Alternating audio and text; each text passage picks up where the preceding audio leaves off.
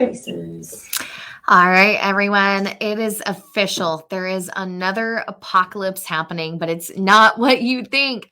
The cookie apocalypse is coming in 2022, and it will forever, just like the iOS update, change the trajectory of marketing forever. And so, if you missed it, now is the time to listen up because there are some major changes coming to your campaign. But fret not, if you take advantage now, they will allow for a massive opportunity. So on your mark, get set, and listen. Okay, so what are cookies? That's a question, and it's not the kind that you eat that we're talking about. Most people have seen if they've gone on a website and you go to clear your data that cookies exist. But simply stated, cookies are a tracking device that search engines will place in your browser to help marketers like you and me to be able to make data-informed decisions for targeting and for advertising and for SEO and for other areas. And so cookies allow us, and they're one of the areas that allow us with data tracking to really understand our target market and to show and serve them with ads that are pertinent to them. But just like with iOS 14, all good things can come to an end, but they make more room for great things to come. And cookies are no exception because the moral of the story is most people, and consider yourself the same way, don't want to be tracked. They don't want people to know every move that they are making on the internet. They don't want people to be able to watch and monitor every little decision that they make that happens. And so while Google postponed this, because, well, let's face it, it's a major shift and it's going to affect a lot of people in a lot of parts of the industry in different ways. It's been postponed until 2023. However, it is going to drastically change the effectiveness of laser pointed targeting. So, what does that mean for you? Well, it means that it's very important to move from having third party data, which is data that is owned by the platform that you use, taken from the consumer. And so you, therefore, are the third party being able to access it, to first party data. So, what does that mean? Well, first party data is data that you acquire from the consumer or the customer.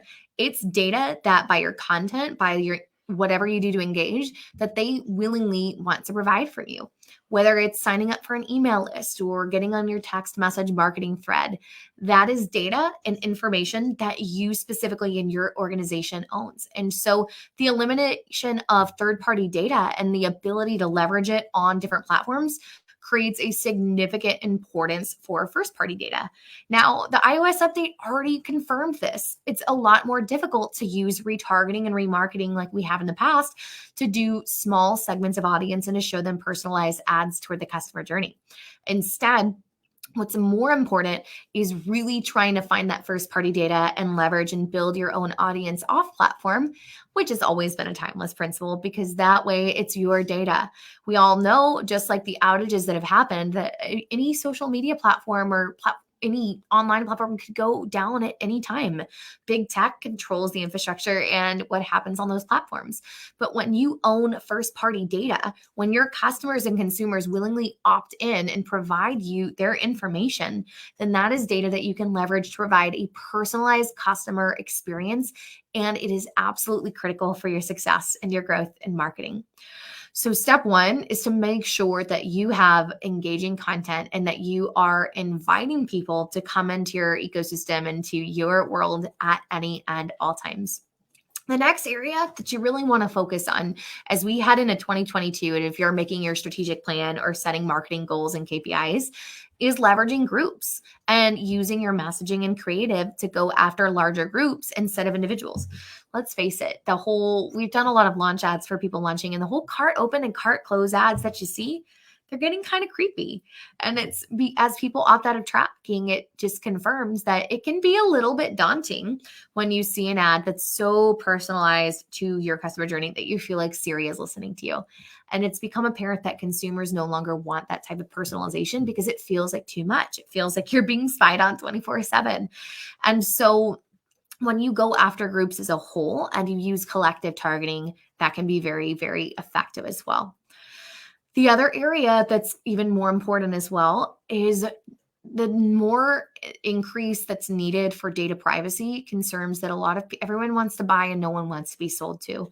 And that means showing creative and demonstrating ad placements and social media content that blends into the overall feed itself and that blends into what that consumer is looking for.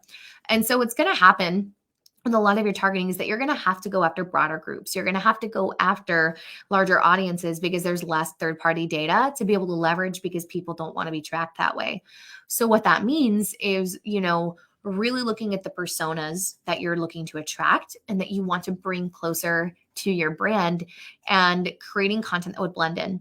So for instance, if you're going after career seekers, instead of showing them ads that really, really look like ads, blending with the news feed and showing maybe a group of people at a job fair or a group of people laughing and having fun and a selfie pic when they're at work. Those ads that blend in and feel a part of what they may be looking for can feel a lot more natural and a lot more commonplace as consumers continue to see, because they don't look and feel like ads and they don't feel like people are being monitored. And so it's really important to incorporate this type of marketing into your content. And so what does this mean for you?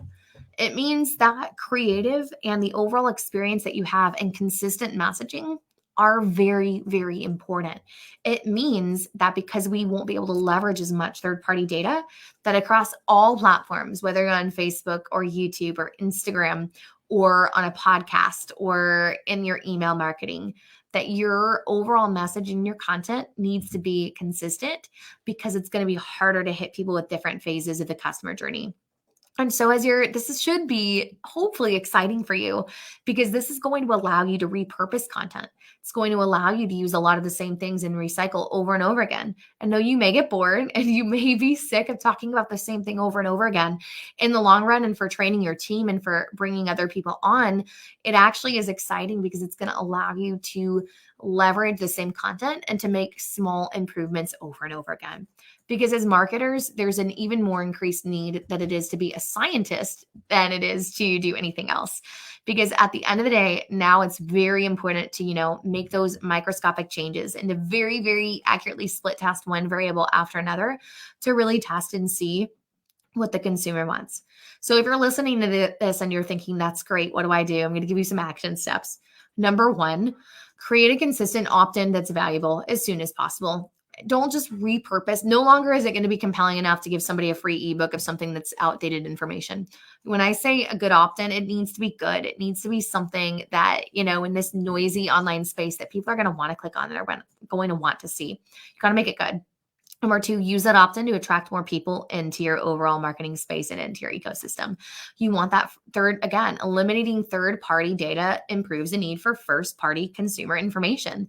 And so you need to be at all times looking for people to come in and capturing that in a database or in a CRM in some capacity to be able to continue to add value to them. Then number three, make sure your messaging and creative is strong. Make sure it gives people a reason to, but it hits them in a way that's personalized, but not creepy. So in a way that's engaging and enticing, but not over the top, like you're stalking them and listening to them on your phone. So I would love to know, what are you going to do to take action? What are you going to do? We have until 2023 now to prepare for this massive change. So that is over, 16, 17 months maybe of preparation, if not more, that you have to make these changes, which is plenty of time if you use it wisely. What you don't want to happen is be like everybody about the iOS 14 update and be coming and playing defense for a change that we all knew was going to happen for a year and then freaking out after the fact, right? The time to adjust is now. So I would love to know in the comments, or if you write to us, what are you specifically going to do to make this change to better your company? I would love to hear about it. And of course, be sure to reach out with any questions. Can't wait to see what you do with this information. And we'll see you next week. On your mark, get set, let's grow.